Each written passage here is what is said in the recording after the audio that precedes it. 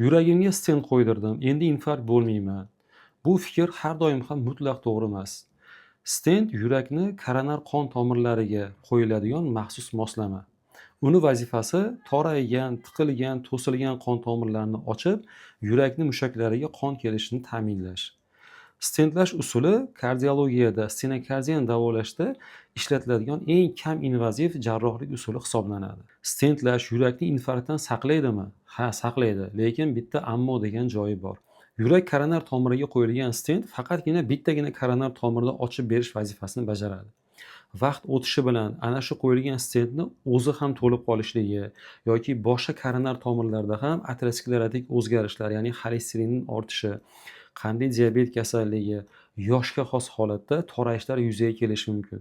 Bu degani stent qo'yilgandan so'ng qayta infarkt yoki stenokardiya kasalligi rivojlanishi mumkin degan xulosaga kelishga to'g'ri keladi.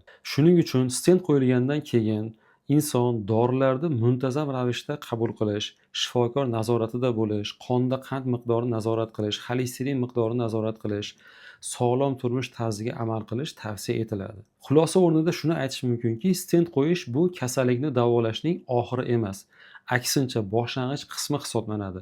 Asosiy davolash choralari stent qo'yilgandan keyin davom etadi.